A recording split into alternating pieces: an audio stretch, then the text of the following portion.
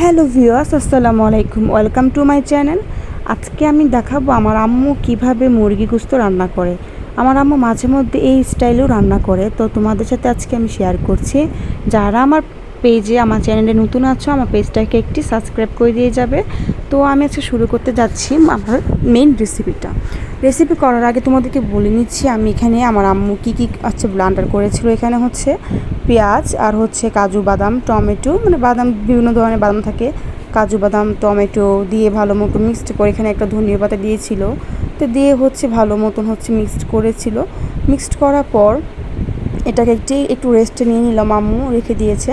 And এটা কিন্তু খুব ভালো মতন ব্লান্ডার করতে হবে। ব্লান্ডার করা শেষ হলে এটা এখন চলে যাবে হচ্ছে চুলাতে, মানে রান্না করতে চলে যাবে আর কি।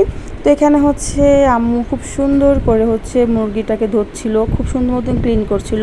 মুরগি গোশত যদি ভালো মতন না ধোয়া হলে রক্ত যদি লেগে থাকে খেতে কিন্তু আমাদের কেমন একটা মানে গা গা লাগে, মানে একটা মানে ইয়ে লাগে আর কি। তো যাই হোক, এখানে হচ্ছে তেলে হচ্ছে গিয়ে তেজপাতা, দারচিনি, এলাচ, নাকফুল দিয়ে দিল। দেওয়ার পর এদিকে হচ্ছে আম্মু এখানে হচ্ছে লবণ, একটু হলুদ, মরিচ দিয়ে আর হচ্ছে একটু ধনিয়া গুঁড়া দিয়ে ভালো মতন চিকেনটাকে একটু মেখে নিল। মেখে দেওয়ার পর এখানে হচ্ছে আমি এখানে হচ্ছে নাড়াচাড়া করছিলাম। এখানে ওই যে আগে থেকে ব্লান্ডার করেছিলাম যে মেশিনটা, ওটা হচ্ছে আমি এখানে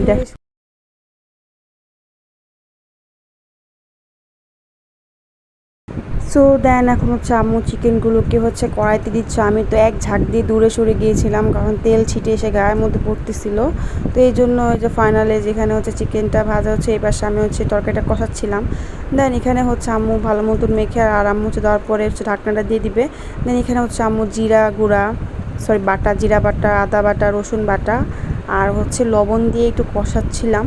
তো এখানে হচ্ছে সব কিছু দিয়ে একটু ভালো মতন হচ্ছে কষাকষি করছে। আমি এদিকে চিকেনের তেলটা বারবার শুধু গায়ে আসছিলো, যার কারণে আমি ক্যামেরাটা ভালো মতো ফিট করতে পারছিলাম না। আমি হচ্ছে একবার এদিকে যাচ্ছি একবার এদিকে যাচ্ছি আর কি, এরকম বিষয় আর কি। তো একটু ভালো মতন আদা রসুন জিরা বাটা এইসব দিয়ে হচ্ছে ভালো মতন হচ্ছে আমি ভালো মতন এটা হচ্ছে মেখে নিচ্ছিলাম, মিক্সড করছিলাম আর কি।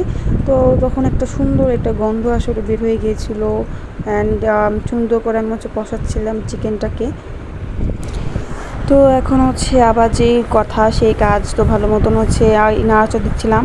এটা যতক্ষণ পর্যন্ত এই মশলাটা একটু ঘন হয়ে আসবে ততক্ষণ পর্যন্ত কিন্তু একটু ভালো মতন জাল দিতে হবে। তো এখানে হচ্ছে লবণ দিলাম, আম্মা একটু লবণ দিল। তো লবণটা একটু বুঝে দিবেন, কারণ হচ্ছে চিকেনে যেহেতু লবণ দিয়েছেন তো ওইটা একটু বুঝে দিবেন আর কি। তো এখানে হচ্ছে ধনিয়া গুঁড়া, হলুদের গুঁড়া, মরিচের গুঁড়ো আর লবণ দিয়ে দিল। দিয়ে হচ্ছে আমি এখন ভালো মতো মিক্সড করছি সব কিছুকে। অ্যান্ড এটা যতক্ষণ পর্যন্ত না উপর তেলটা উঠে আসবে ততক্ষণ পর্যন্ত কিন্তু নাড়াচাড়া দিতে হবে, মানে নাড়া দিতে হবে। অ্যান্ড ভালো মতন হচ্ছে মুরগিটাকে কষাতে হবে, কারণ মুরগিটাও কিন্তু কষানিতেই মজা, মানে যে কোনো রান্না কষানোতে কিন্তু মজাটা দ্বিগুণ বেড়ে যায়। তো এখানে হচ্ছে ভালো মতন হচ্ছে কষাচ্ছিলাম চিকেনটা আমি। অ্যান্ড এই তো ভালো একটা সুন্দর একটা কালার কিন্তু চলে আসছে রান্নার। তো ওরা যেহেতু একটু মানে তেলটা ছিটে আসছিলো, তা যার কারণে আমি দূরে যাচ্ছিলাম কাছে আসছিলাম এরকম আর কি বিষয়। তো এরকম আর কি ভালো মতন আমি নাড়াচাড়া করছিলাম। এখানে কিন্তু একটু চিনি দিয়েছিলাম, হালকা একটু চিনি দিয়েছিলাম এটায়। তো চিনি দেওয়ার পরে হচ্ছে এখানে যে চিকেনটাও ভাজা প্রায় হয়ে গেছে। তো চিকেনটা একটু বেশি ভাজবেন না, একটু মোটামুটি কম ভাজবেন। তো এখানে একটু বেশি চিকেনটা ভেজে ফেলছিলাম আর কি। চিকেনটা ভেজে দেখেন চুলা অবস্থা একদম 12টা বেজে গেছে। তো এখানে হচ্ছে যে তেল উঠে আসছে, চিনি দিলাম। তারপরে দেখেন যে মশলাটা কতটা ঘন হয়েছে, দেখেই বুঝতে পারছেন মশলাটা কতটা ঘন হয়েছিল। আপনাদেরকে বোঝাতে পারবো না কি সুন্দর একটা স্মেল আসছিল।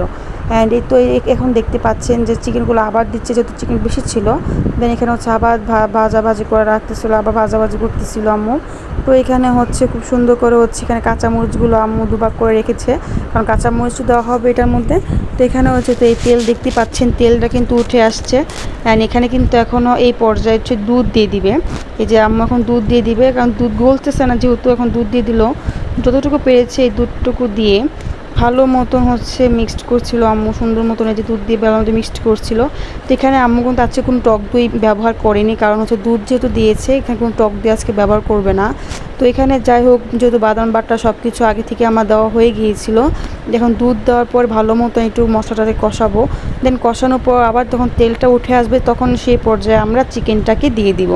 তো একটু খুব সুন্দর মতন হচ্ছে আমি হচ্ছে রান্নাটাকে কষাচ্ছিলাম ভালো মতন করে। অ্যান্ড কষানোর মধ্যে রান্নার টেস্টটা বা আসল টেস্টটা পাওয়া যায়। তো যারা আমার চ্যানেলে নতুন আছো তারা কিন্তু অবশ্যই একটা লাইক করে দিয়ে যাবে, অথবা পেজটাকে সাবস্ক্রাইব করে দিয়ে যাবে। তো এই যে এখানে দেখতে পাচ্ছ যে তরকারির মধ্যে তেলটা উঠে আসছে, এই পর্যায়ে সবগুলো চিকেনগুলো ভালো মতন আম্মু দিয়ে দিল। অ্যান্ড দেখতে পাচ্ছ চিকেনগুলো কতটা মানে কালারফুল হয়ে গেছে আর কি। অ্যান্ড এই যখন হচ্ছে খুব ভালো মতো মিক্সড করতেছিলাম আমি, এখানে তোমরা চাই একটু পানি দিতে পারো, কিন্তু আম্মু যেহেতু বলছে এটা একটু ভুনা ভুনা করবে, তো এখানে বেশি একটা পানি দিবে না। এই ঝুল যতটুকু তোমরা মশলা দেখতে পাচ্ছ অল্প একটু গরম পানি দিবে।